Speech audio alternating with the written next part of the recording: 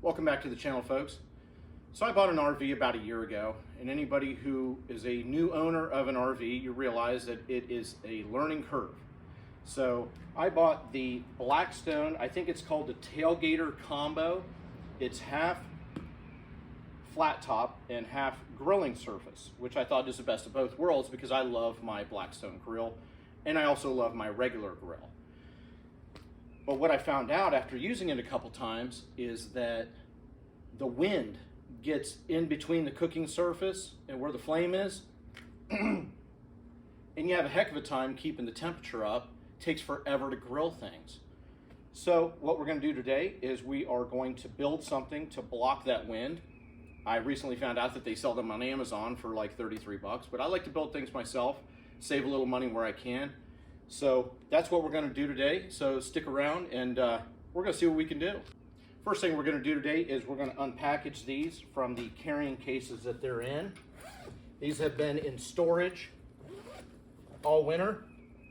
So this would be the grilling surface to use like an actual grill. And then below it, you're going to have the flat top grill, which looks like it's needs a little seasoning. Set that to the side and get rid of this. Next up would be the base. So we'll get that out.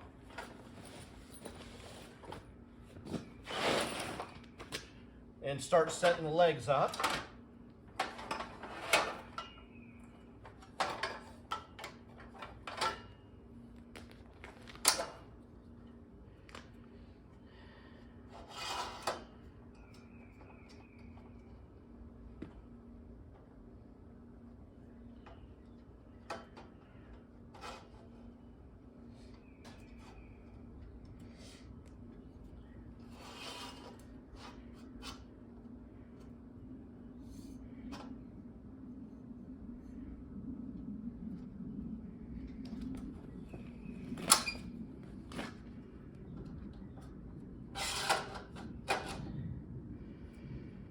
There should be markers on these, or maybe I should have put markers on these.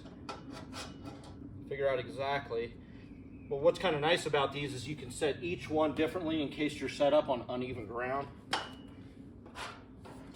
The drip trays. Yeah, looks like I got a couple of them out of whack. So we'll just do that. Yeah, looks pretty good. The flat top goes on this side.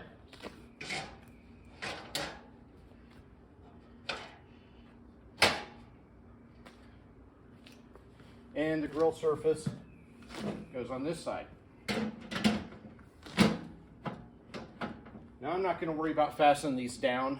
Normally there'd be little clips inside here to fasten it down, but I'm not going to worry about that. Right now I just want to get it into the slots.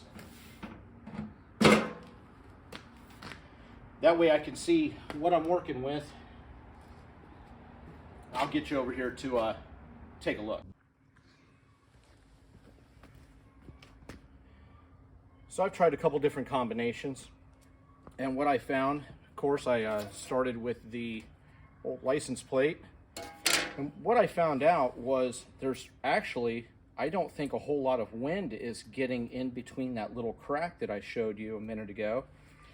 I think because the bottom is completely open, I think air gets up underneath and stops or cools down the heating process. So I think what I'm going to try to do is take this old scrap piece of metal and I'm going to cut a piece out from and enclose the bottom part of the heating element, kind of acting like an oven, so to speak, to where it's more enclosed and air can't get up in there and cool things down. So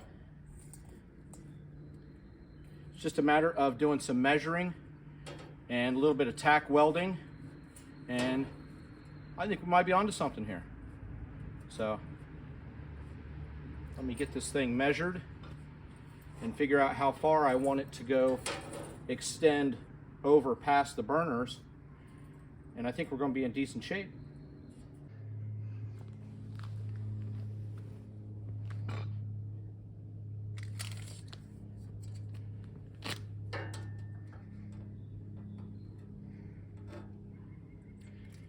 Because this is all open underneath, I think it's going to give us a lot more play where we can just make this a pretty nice round number. And I think we're just going to go with 16 inches.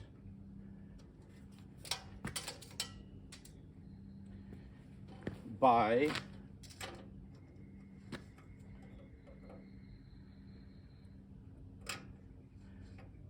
looks like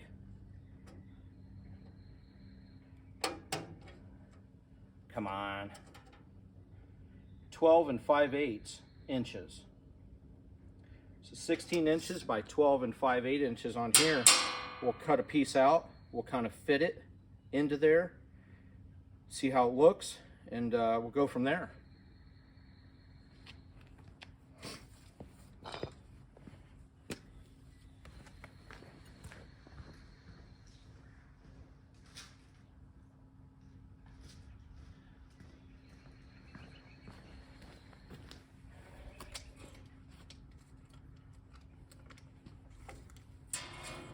So we'll go 16 inches.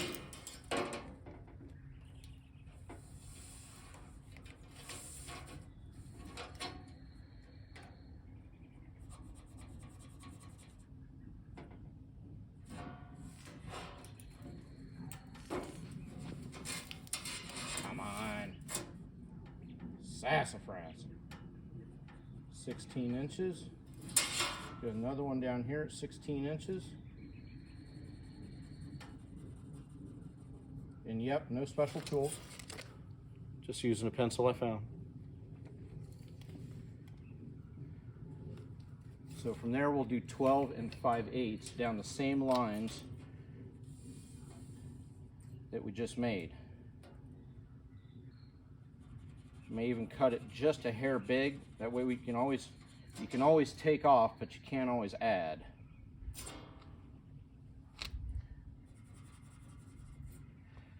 Now let me go get my square and a straight edge, that way we can get some straight lines on here.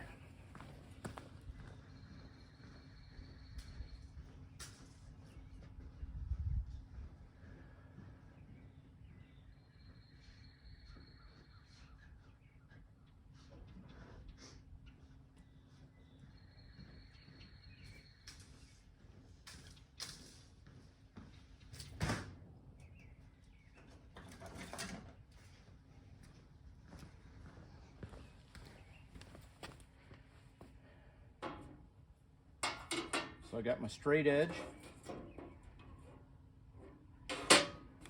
Measure again just to be sure. 16 inches.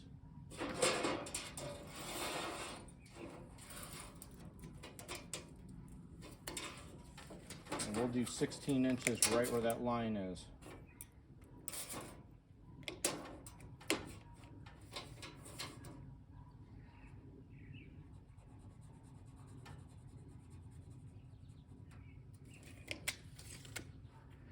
You know, there's just something about working with your hands and make something yourself. It's very satisfying to me. A lot of people go out and they'll say, heck with it. You know, I'm just going to pay somebody to do that, or I'll spend the $33 on Amazon. And I guess I've just never been that way. Maybe out of necessity. Maybe because I enjoy doing it. I don't know. But I enjoy working with my hands. Once you get a long enough line here, then you can put your straight edge right up next to it and you make a larger line. And like I said, you always make it a little bit bigger. That way you can always take off, but you can't add. So we'll come down here now and do 12 5/8 on the edge. That way we can get a straight edge going over here.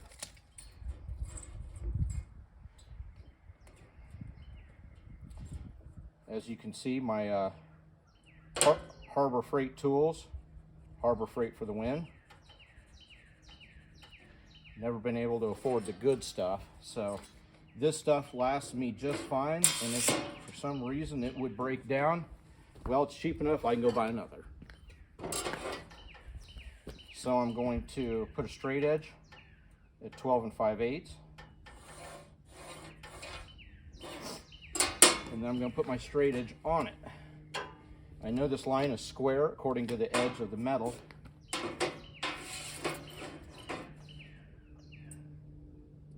So I line up my straight edge, and then there's the straight edge that I made from that line. So I just cross over. No, come in closer if you can't see. Stop complaining because you're too far away. Goodness gracious.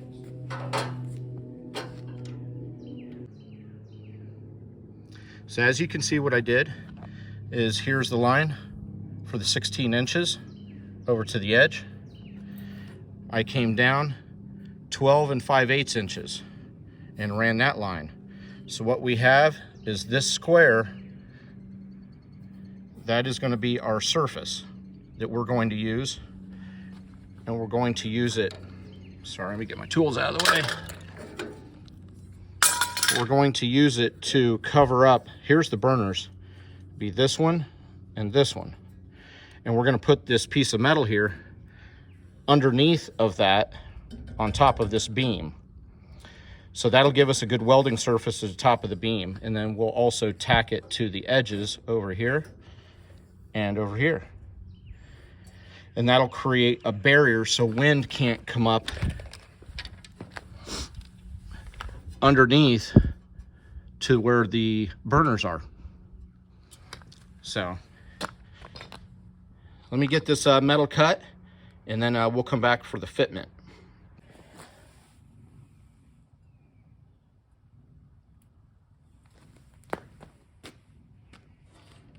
So I chose the death wheel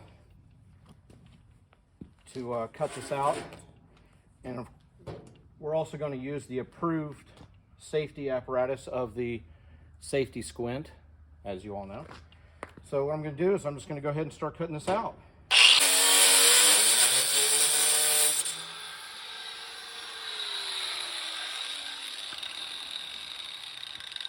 All right, let's see where we're at now.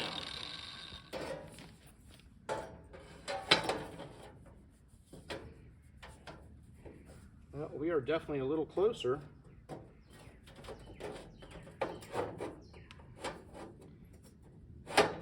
I mean, maybe if I just trim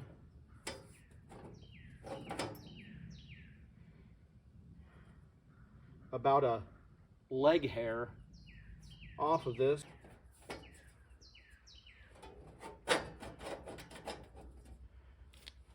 Well, what do you know? Come on over here and take a look.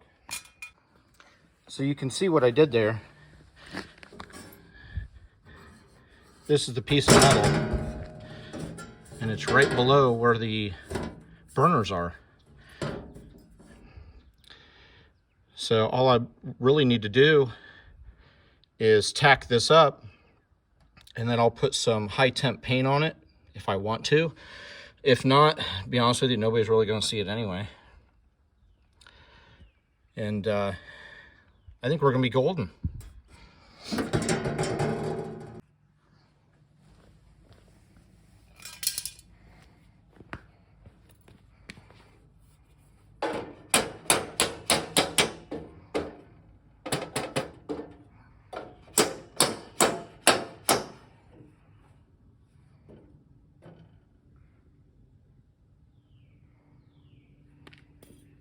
Looks pretty good.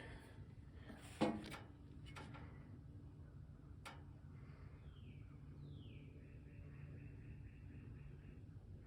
think I'm going to take this out and clean up some of the rough edges.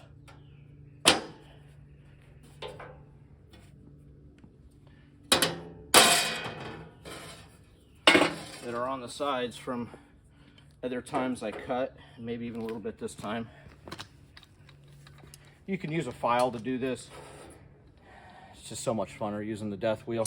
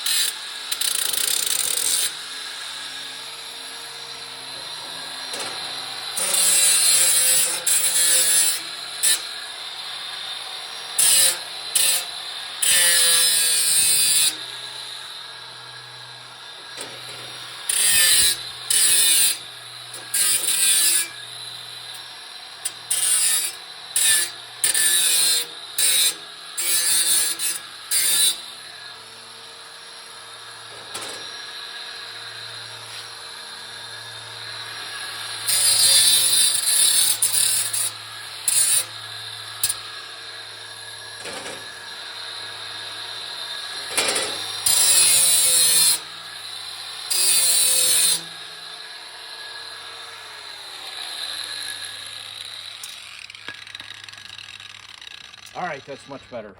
So what we're going to do is put this back up in there.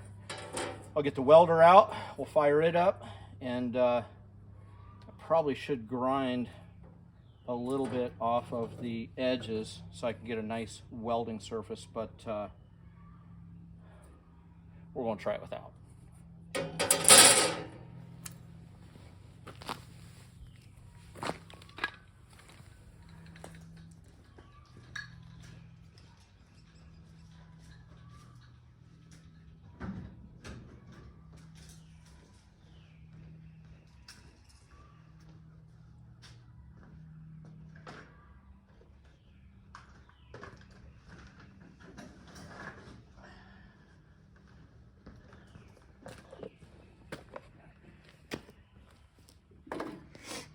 Here's a welder. It is a Harbor Freight special. Got it for about $100. This thing has worked great for the household stuff that I've been doing with it. If you are a welder making a living, I don't know that I'd recommend this. However, I'm not. I'm a cop. And I tell you what, this kind of stuff is therapeutic for me. I enjoy coming out, working with my hands, working outside. It gives me a chance for my mind to just clear and not think about my troubles from the past week, the past day, anything. Bills, finances, relationships, work.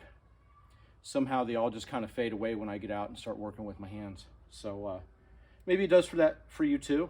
I don't know. But everybody's got to find their thing. You need to find your thing that that you can just let go and be mindless for a little bit. But do something productive. Don't just sit on the couch and be mindless with the TV. Get to the gym, go for a walk, anything to move your body. That'll help. So all right, let's see what happens.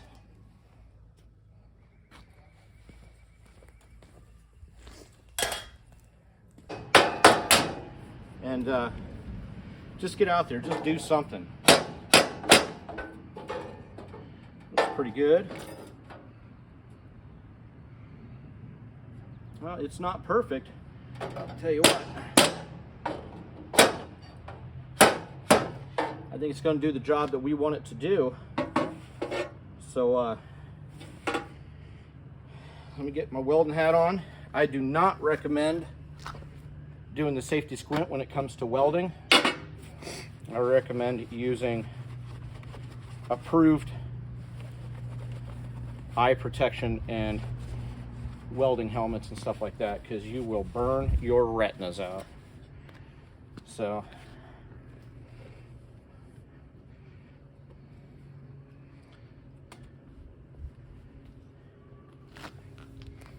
got to put a ground on here. I'll put that right to the metal that I'm going to be welding to.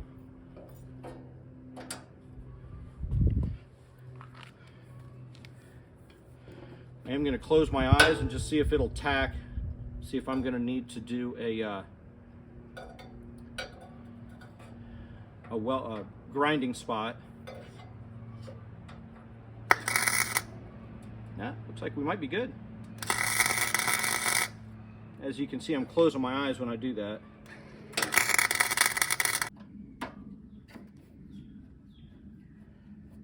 It sounded like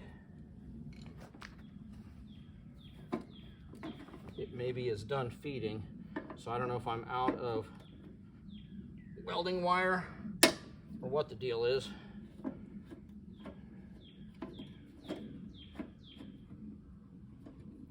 Guess I don't need to do that. Oh boy.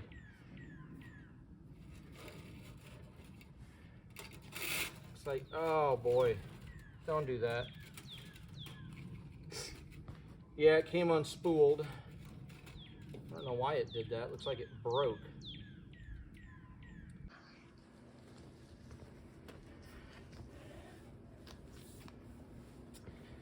I didn't figure you guys wanted to see a half hour's worth of fixing the welder, so we're back.